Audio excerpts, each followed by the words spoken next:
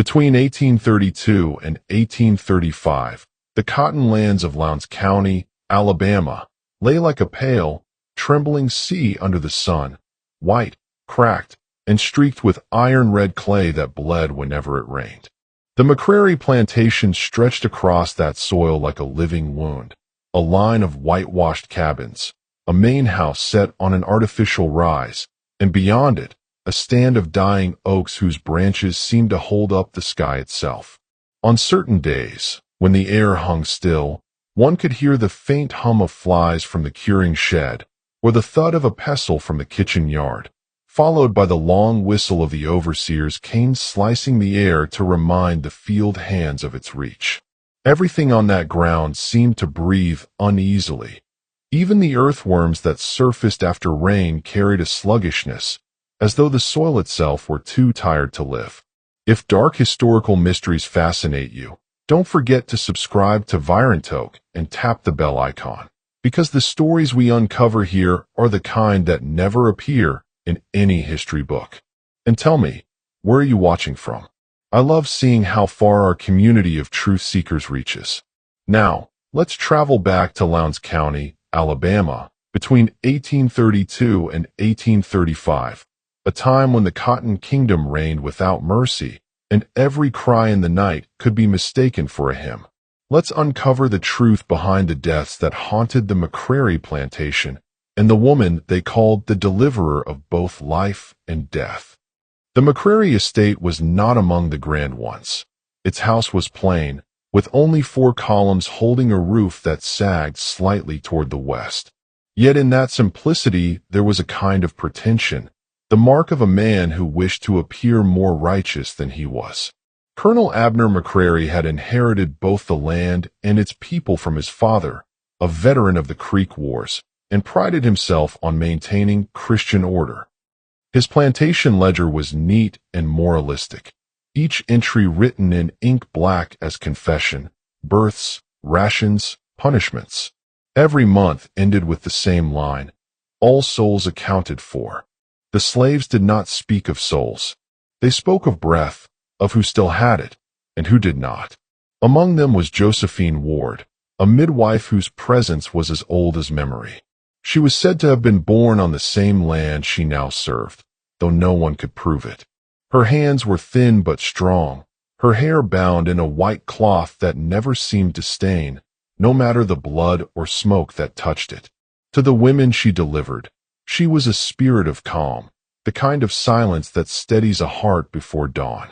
To the men, she was unsettling, a woman whose eyes seemed to look through rather than at them, as if she could see what each had done and chosen not to say.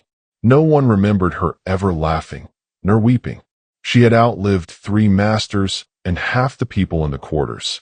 Some whispered she knew herbs older than Scripture. Others said she prayed in a language no preacher would name. Yet when a woman went into labor, even the overseer sent for Josephine, for it was said that if she refused to come, the child would not live to cry. The first of the strange deaths came in the early spring of 1833, when the air was wet and the river had overrun its banks, turning the lower fields into a swamp that stank of rotting cane. The child belonged to a young woman named Nessa, barely 16, who had been sent to the main house as a nursemaid. The birth was difficult. It lasted through the night and into the morning. Josephine was there, her palms slick with sweat and ash water, whispering things under her breath that no one else could make out. When the child came, it did not scream. It gave one shallow sigh, then grew still. They said Josephine didn't move for a long time, that she stared at the infant's face as if reading it. When at last she wrapped it in linen, she whispered something to Nessa that no one heard, and carried the bundle away herself. By noon, the story had already changed shape. Some said the baby was born with a mark on its shoulder, a dark, oval stain like a burn. Others said Josephine pressed it there with her thumb. One woman swore she saw the overseer, Amos Tyrrell, watching from the porch, his mouth tightening as Josephine passed. Tyrrell was a man of bone and nerve, brought from South Carolina to discipline the hands.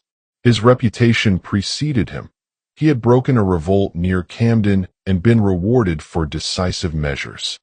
His face bore a long scar down the jaw, and his left eye drooped slightly, giving him a look of perpetual suspicion. He ruled through ritual, making the men line up before sunrise, inspecting their backs for idle marks, and forcing the women to sing hymns at dusk, not for faith but for silence. It was said that when Tyrrell walked, dogs went quiet. No one mentioned the child again. The body was buried behind the cabins, near the line where the pine forest began, and by the next harvest, its small grave was covered in cotton stalks. But the silence did not end. In late autumn of the same year, another woman gave birth, Dinah, one of the field hands. Josephine was called again. This time, the screams carried across the fields. The wind seemed to pause between them. When it was over, the child lived less than an hour. And again, there was talk of a mark, faint, but there. Mrs. McCrary, a pale woman who rarely left her room, heard of it from the housemaid and demanded to see Josephine. The meeting was short. The mistress asked questions about hygiene and God's mercy, but the midwife's answers were brief and careful. Later, the mistress told her husband that Josephine's eyes held knowledge no woman ought to keep. The colonel dismissed it as superstition. Yet the next day, Tyrrell asked Josephine to come to his office behind the stables. No one knew what was said. When she returned, she walked slower than before, her hands folded beneath her apron. For several nights after, lights were seen near the smokehouse, faint as candle ghosts. The air carried a smell of burning herbs. By then, the slaves had stopped speaking openly. Even the songs at dusk grew quieter, as if each voice feared to name something that might be listening. They said Josephine had angered someone, maybe the overseer, maybe worse. The third death came in February of 1835, in the cold season when the wind sliced through the shacks like a blade. The mother was Eliza, a housemaid who had once been close to Mrs. McCrary. The birth took place in the washroom behind the kitchen. Josephine was there, as always. The mistress waited outside, clutching her shawl, while Tyrrell smoked and paced by the well. The child was born just before dawn, with frost on the windows and the sound of crows beyond the field. At first, the infant seemed healthy. It even cried, a sharp, gasping wail. Then, as the sound faded, Josephine's expression changed. She drew closer, pressed her thumb to the child's neck, and her lips moved silently. When she looked up, her eyes were wide and empty, as if she had seen something ancient and unspeakable. Moments later, the baby went still. Eliza screamed until they dragged her away. Within hours, word spread that the child bore a shadow, a mark like a thumbprint, darker than any bruise. And though no one dared say it aloud, they all thought of Tyrrell. That evening, the overseer ordered the quarters searched. He claimed someone had poisoned the mothers, that herbs, devil's roots, had been found near the birthing room. When they found nothing, he turned his wrath on Josephine. But when he came for her, she stood in her doorway, holding a small wooden cross. The firelight flickered across her face, and something in Tyrrell's hand trembled. He did not strike her. Instead, he spat in the dirt and walked away. From that night on, the plantation was gripped by an unnatural quiet. The river seemed to run slower. Dogs barked at nothing. Children woke, crying without knowing why. And in the quarters, they began to whisper that the earth itself had grown tired of men's cruelty, that it had chosen its messenger. Some said Josephine spoke to no one for days, that she sat by the well long after sunset, her hands on her knees, murmuring names that did not belong to the living. Others claimed they saw her walking near the slave cemetery at dawn, carrying a small bundle that gave off no shadow. No official record mentions these things. The plantation ledger for February 1835 lists only. Female child deceased. Cause, failure to thrive. Midwife Josephine, to be reassigned to field duties pending inquiry. But between the lines, something else lingers, the sense that those who wrote it did not believe their own words. In the months that followed, Colonel McCrary's fortune began to wane. The fields flooded twice, destroying half the crop. Livestock sickened. Workers were sold off quietly. By summer, even the mistress had taken to prayer at odd hours, muttering over a rosary she'd never owned before. And always, somewhere in the background, there was Josephine, neither defiant nor submissive, simply present, like the smell of iron after lightning. When the third infant was buried, the grave was dug in haste, near the others, beneath a leaning cedar. A storm broke before the dirt was settled, and by morning, the graves had sunk, 3 hollows that filled with dark, stagnant water. The women said the earth refused to close over them. From then on, the McCrary plantation ceased to be spoken of in normal tones. People lowered their voices when they said its name. And when travelers passed the property on their way to Montgomery, they sometimes claimed to see a figure standing near the road at dusk, a woman in a white cloth headwrap, holding something small in her arms. She did not move. She did not vanish. She simply watched them go by. Those who looked back twice said she was gone, but the shape of her shadow remained, dark against the ground, as if the earth itself had marked her too. By the spring of 1835, the McCrary plantation had become a place where no one spoke above a whisper after sunset. The air itself seemed to have learned restraint, moving only when commanded by thunder. The trees bent away from the quarters as if unwilling to listen.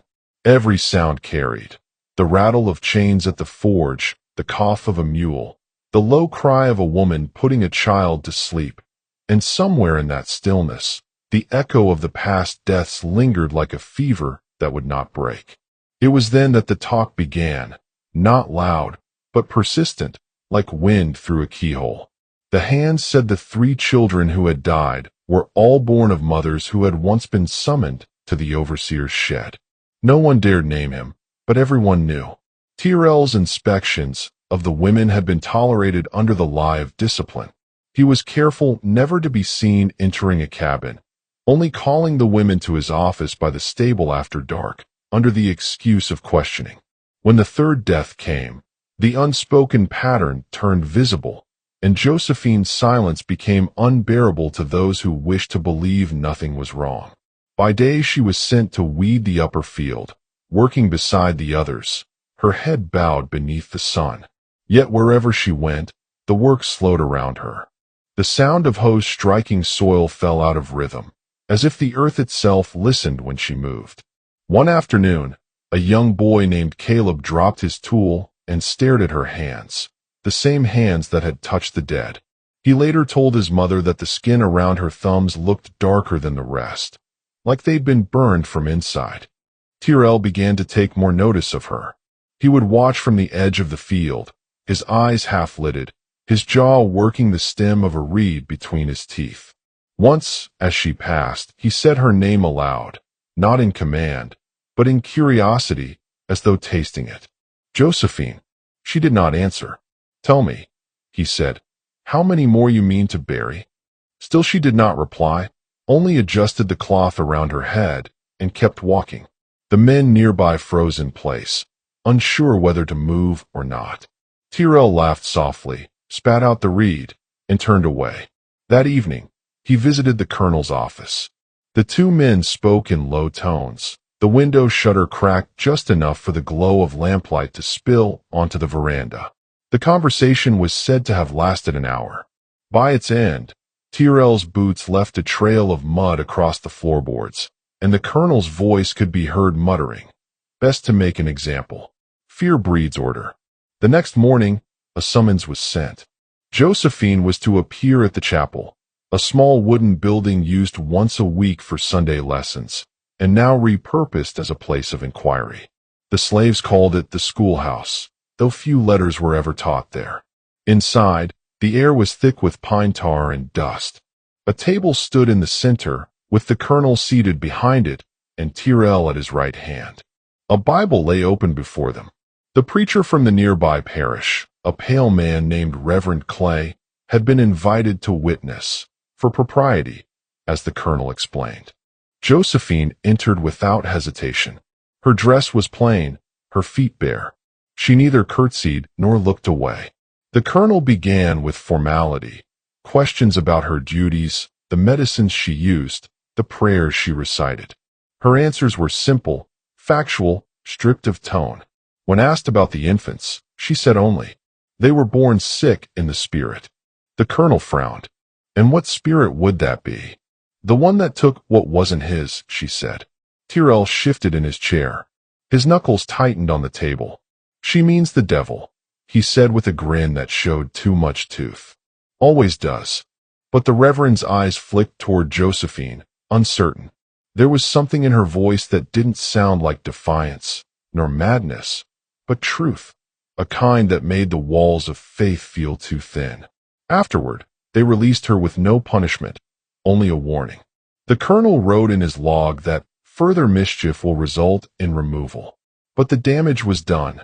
Tyrrell's pride had been tested before witnesses, and he could not endure that kind of silence twice. From then on, he began to follow her shadow more closely. He watched where she walked, when she drew water, when she spoke to others. He forbade the women to meet in groups after dark, claiming idleness breeds deceit. Yet each new restriction only fed the superstition that had begun to coil around him. For the more he punished, the more misfortune followed. A mule kicked him in the thigh. His wound festered. A cotton press collapsed, killing 2 men and injuring a third. One night, his cabin filled with the sound of crying, though no one could find the source. He ordered the slaves searched, thinking someone had hidden a child to mock him, but all were accounted for. It was the preacher, Reverend Clay, who first spoke aloud what others feared to think. Visiting the plantation one evening to collect tithe, he asked Mrs. McCrary whether she believed the land cursed. She laughed, brittle and pale, saying only, "It is not the land, Reverend. It is the hands that till it." Still, her sleep grew restless. Servants heard her whispering in her room, names, apologies, prayers. On the 3rd night of fever, she told her husband she'd seen the 3 infants walking through the orchard, their eyes open but blind. She begged him to release Josephine, to send her away before more died. The colonel refused.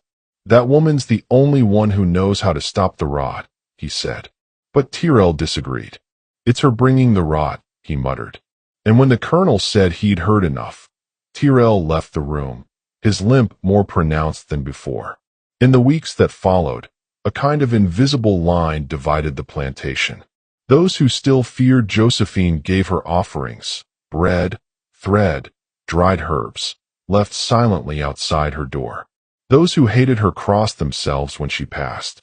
Even the children kept distance, though some swore she smiled at them when no one watched. One night in June, during a thunderstorm that split trees like paper, Tyrrell rode to the quarters with 2 men carrying lanterns. He ordered every cabin searched again.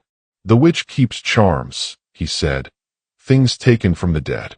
The search turned up nothing, only a bundle of rags and a clay pot filled with crushed leaves. Still, Tyrrell was not satisfied. He demanded to see Josephine's own quarters. She stood at the doorway, unmoving. "Let me through," he said. "You already inside," she replied, voice steady. He pushed past her and began overturning her things, a stool, a basin, a wooden box. Inside the box, he found a small cloth parcel tied with twine. He cut it open. 3 small objects fell onto the floor, pieces of wax molded into shapes that might have been faces once, their features blurred by heat. "Proof," he said. "Proof enough." The storm roared outside. The lantern flame wavered, then died. In the brief darkness, Tyrrell swore he heard whispering, not from her lips, but from the walls themselves. When the light returned, Josephine stood very still, her eyes reflecting the flame like glass. "They were marked before they breathed," she said quietly. "By who?" he demanded. "You." For a moment, he said nothing. Then he struck her across the face. Blood ran from her nose, but she did not fall. She turned, opened the door, and stepped into the rain. The 2 men with him hesitated. One claimed later that the thunder rolled exactly as she crossed the threshold, so loud it split his ears. By morning, she was gone. They searched for her 3 days, through the woods, the creek bed, even the churchyard. No trace was found. The colonel said she must have fled to Montgomery. Tyrrell claimed she was hiding among the field hands, waiting for night. He posted watches and doubled the patrols. But the whispers did not cease. Some said she appeared near the well after midnight, washing her hands in water that never rippled. Others said her voice could be heard humming from the graveyard, the same lullaby she used to sing during births. A few swore they saw her shadow long before dawn, moving where no light should reach. By August, the overseer's health began to fail. His wound from the mule never healed. His skin turned gray and feverish. He refused a doctor, insisting he was cursed by lies. One night, delirious, he staggered to the quarters, shouting for Josephine to show herself. He collapsed near the cedar graves and was carried back by his men, muttering about hands reaching from the earth. He never worked again. In September, he disappeared. His cabin was found empty at sunrise, bed unmade, boots by the door, his gun still loaded. The tracks outside led only as far as the well. When the colonel peered down, he said the air smelled not of water, but of something older, something like iron and decay. They sealed it by afternoon. The official record listed him as missing, presumed drowned. But in the quarters, they said the earth had evened the scales, that the mark he'd left on others had finally been called back to its owner. And though Josephine was never seen again, her absence felt heavier than any presence. Women continued to give birth, some healthy, some not. Yet every child born after that year carried a faint discoloration somewhere on its body, a reminder of both curse and cleansing. The colonel stopped writing in his ledger after the harvest of 1835. His last entry, faded and nearly illegible, read, "The Lord's hand moves unseen. Those who sow blood shall reap silence." And silence was all that remained. By late autumn, the McCrary place no longer sounded like itself. The fields lay bare, the presses stood silent, and the quarters, once alive with the low hum of evening talk, had taken on the stillness of a churchyard. The colonel's cough worsened, and his wife spent her days behind drawn curtains, claiming her eyes could no longer bear the light. Word traveled that the overseer's ghost wandered the lane between the stable and the well, dragging something heavy that no one could see. No man would walk that way after dusk. Then, one dawn in November, Josephine returned. She was found standing at the gate of the big house, her dress torn, her hands wrapped in cloth. The house servant, Liddy, said she looked like she had walked through the river itself and come out with the night still on her. She asked for the colonel by name, calm as if she'd never been gone. They brought her in and sat her before the fire in the hall. When Mrs. McCrary saw her, she crossed herself and whispered, "Lord have mercy." But Josephine only smiled, faintly, as though the words were meant for someone else. The colonel asked where she'd been. "In the hollow," she said. "What hollow?" "The one the river made when it took back what was stolen." He frowned, not understanding, and sent for Reverend Clay again, hoping he might make sense of her speech. When the Reverend arrived, Josephine was seated at the long dining table, a single candle before her, her wrists bound loosely with linen for her own good. She did not fight or weep. Her face was pale, her eyes dark and steady. "Josephine," the Reverend began softly, "there are stories here that trouble the soul. Will you help us set them straight?" She tilted her head. "Straight things break first. You're accused of wickedness," he said. "Of witchcraft, of unnatural acts."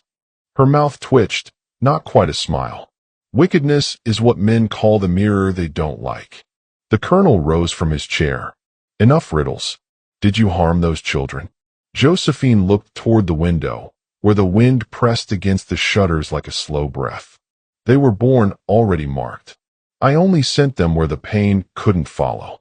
Mrs. McCrary gasped. The Reverend's hand trembled. The colonel struck the table with his palm. "You confess to killing them?"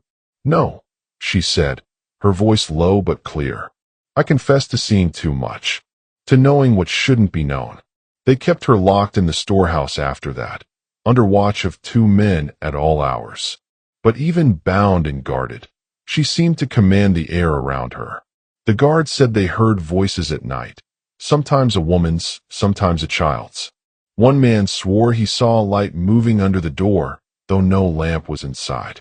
By the 4th night, the plantation began to change again. Animals refused to eat. The water in the troughs turned cloudy. The colonel's fever spiked. His wife could not stand the sound of crying and ordered all infants moved to the far quarters. Only Liddy dared visit Josephine, bringing her bread and water, whispering prayers as she laid them down. Each morning the bread was gone, the water untouched. Then came the fire. It started just before dawn, a red bloom over the lower field, where the cotton gin stood.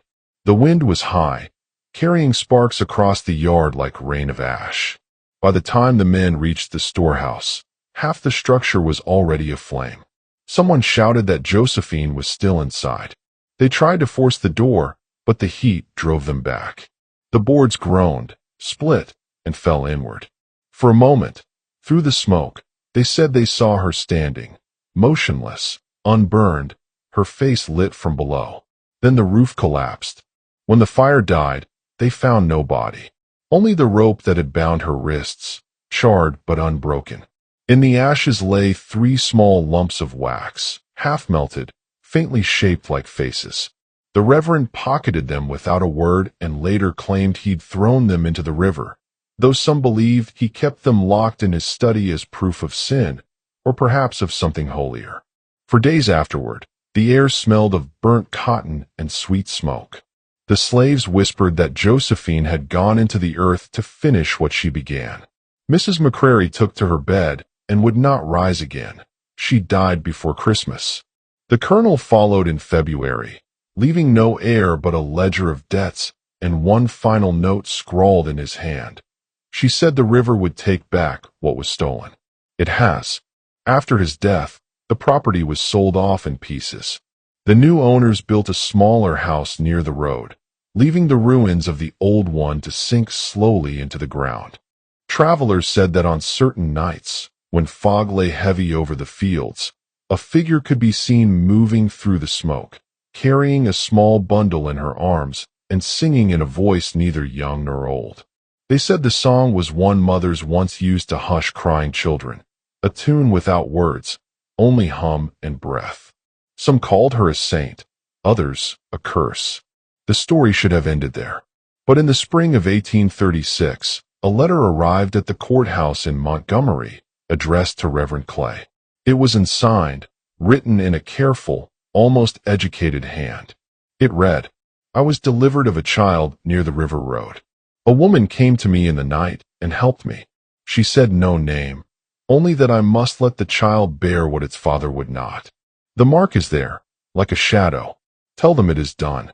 The Reverend never showed the letter to the sheriff, but years later, it was found folded inside his Bible, the edges worn as if touched many times. He left the parish in 1840 and died in Mobile, still insisting that some souls walk with purpose beyond the grave. Those who inherited the land avoided the old well. They said the water never cleared after Tyrrell vanished. By the 1850s, the last stones of the big house had sunk beneath the grass. Hunters passing through sometimes heard crying by the creek, soft and rhythmic, like a cradle rocking on the current. And in Lowndes County folklore, the midwife became more than a woman. She was the keeper of balance, the quiet deliverer, the one who knew that mercy and judgment were only different shades of the same hand. By the time the story of Josephine Ward passed into rumor, almost every name connected to it had been altered or forgotten. The McCrary plantation appeared on no later census. Its boundaries dissolved into newer plots, its wells filled, its graves unmarked. Yet when older residents of Lowndes County were questioned in the decades that followed, they would lower their voices and say, "That was where the woman burned but didn't die." In 1847, a traveler named Dr. Hiram Bell collecting accounts of Negro superstition, wrote in his field notes. Near Benton, there exists the tale of a midwife whose hands were fire and whose eyes could stop a man's heart. The locals speak of her with a strange reverence, not as witch but as judge. They claim her ashes healed what cruelty had made incurable. He dismissed it as colored fancy, but the words outlived him. The story clung to the county like smoke to brick. A generation later, when war came, soldiers bivouacked on the old McCrary land. Some wrote home that their fires would not stay lit, that the ground sucked the warmth away. One corporal recorded in his diary that he heard singing from the river, a woman's voice, soft, steady, singing to someone unseen. When he followed the sound, he found only the well, half covered with weeds. He threw a stone in, expecting to hear a splash, but there was none. As if, he wrote, the earth had closed its mouth. After the war, a freedman named Thomas Greer purchased a parcel of the McCrary land. He built a cabin and planted corn where the quarters once stood. When his wife bore a child, she sent for the nearest midwife, an older woman from Selma who arrived near midnight. The birth was easy, the air still. As the baby cried its first breath, the midwife whispered something into its ear, a word the mother could not catch. When dawn came, the midwife was gone, leaving no tracks in the mud outside. The child bore a small, pale mark on his shoulder, shaped like a crescent moon. Greer's wife said it was a blessing. Greer himself would never speak of it. The story lived through women, as most truths do. It was retold in kitchens and cotton rows, passed from one generation to the next, each teller choosing her own ending. In one version, Josephine had been wronged and took vengeance by fire. In another, she had been chosen by God to cleanse what men had defiled. But among the oldest voices, the ones that trembled not from fear but memory, there remained a quieter belief, that Josephine had simply done what mercy demanded when justice would not. A single newspaper mention survives, buried deep in the archives of the Montgomery Sentinel, dated July 12, 1889. Local legend speaks of a spirit midwife said to appear by the river to women in labor, especially those abandoned or disgraced. One such woman, interviewed last month, claims her infant bore the overseer's mark, which faded after 3 days. She described her visitor as a woman of mixed age, neither young nor old, with hands cool as river stone. The editor offers this as curious folklore of our county. No photograph was printed, no name attached, only the lingering idea that something, someone, still watched over the helpless, demanding a price no one could name. When the century turned, the McCrary fields were forests again.